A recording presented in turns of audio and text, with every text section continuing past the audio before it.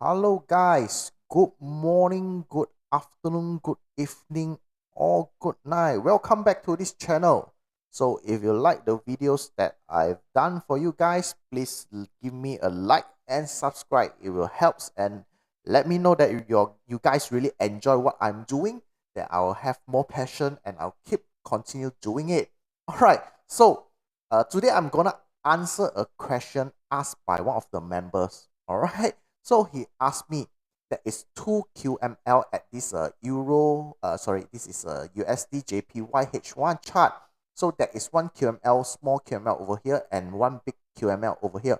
How come the price reacts at this QML instead of the small QML over here? Alright, so let's look at the chart and then let me explain. Okay, first of all, this is the chart that he talks about, the USDJPY. All right. So before we do something, you notice there is a QML over this area. The price went up, and then suddenly there's a fall, and then you are hoping the price will come back to this area. So one of the biggest mistake of most new traders is that they always look at small charts and they don't look at the bigger time frame. So now the same price, same currency, I switch it to H4. So from H4, actually what we can see is that the price is actually reacting to this bigger QML over here, right? This bigger QML over here. So what is the QML? Let me explain. If you look at it, the price is actually going up, and then it went down to form a higher low, and then it goes up again to have a high. All right. Then when the price came down, this movement that broke the last low over here. Okay.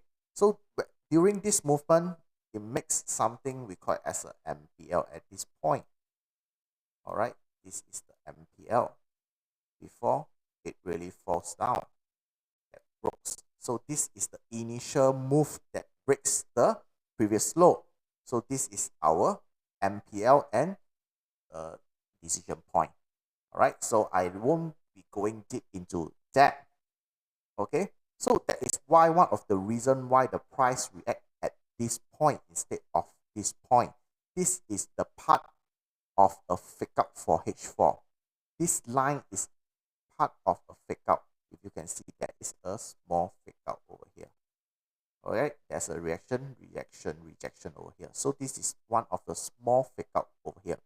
Now let's switch back to H1 chart and you see something very different. So this is the first approach why it will react at this point and not this point.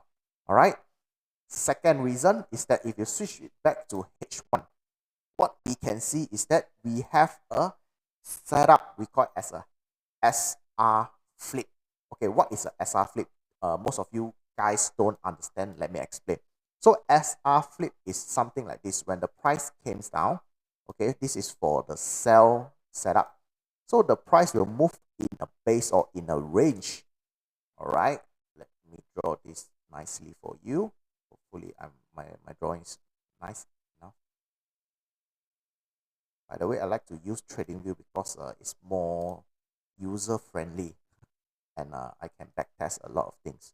So what happens is that the price will tend to move beyond this line.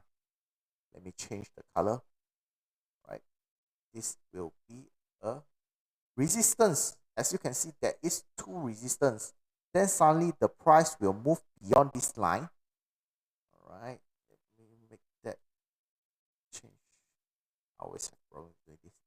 Then the price will move beyond this line to stop hunt. We call it as a stop hunt or to gather liquidity. Okay, before the real drop over here. Before the real drop. Okay, then what happened? Then the price will do something like this again.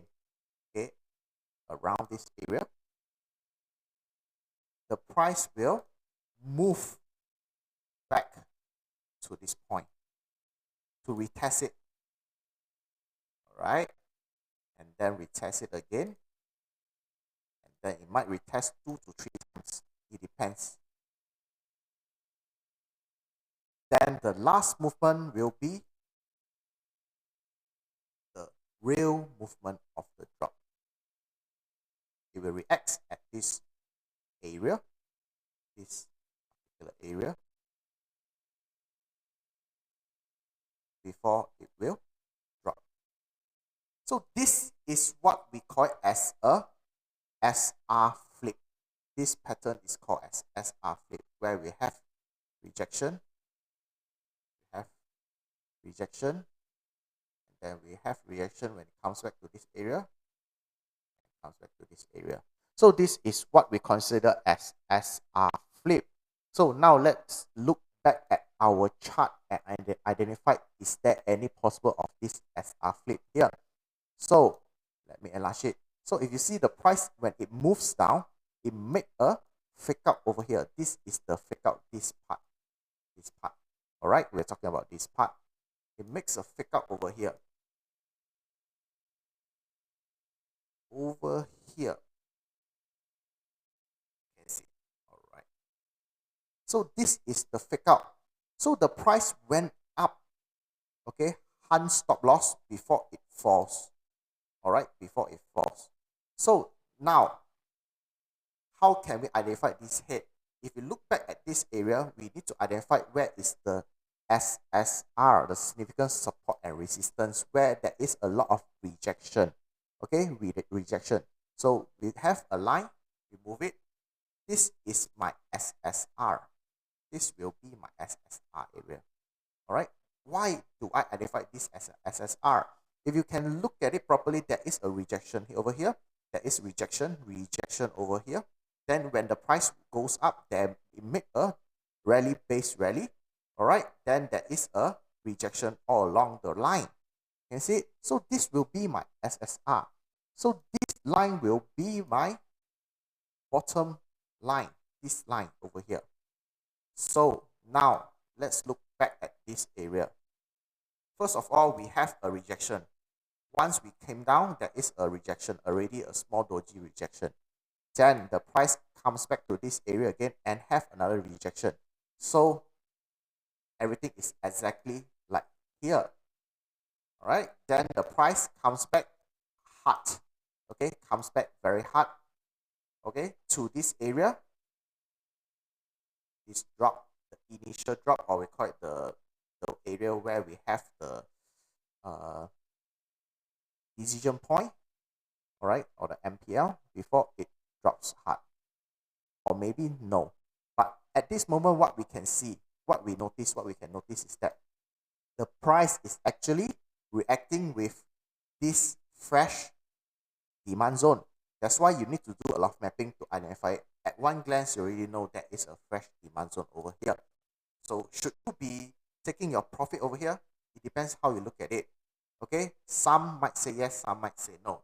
I will not know because as long as I can see, there is another fresh supply zone at this point at the top when it comes down. Wait a minute, let me change the color, easier for you to. So there is a fresh supply zone. So maybe the price will react over here and then keep falling down, slowly falling down, or the price will react with this point and then there's no rejection, and once it consumed, it will keep going up. Okay, there might be these two movements. I really don't know. We have to look at it. All right. So this is how I approach this kind of trade. Okay, you need to look back at the bigger pictures, okay, to identify where is the real QML. All right, this is not a real QML. This is part of a failed QML. So hope you guys enjoy and then get a few tips from this kind of trades. All right, so see you guys next time. Bye.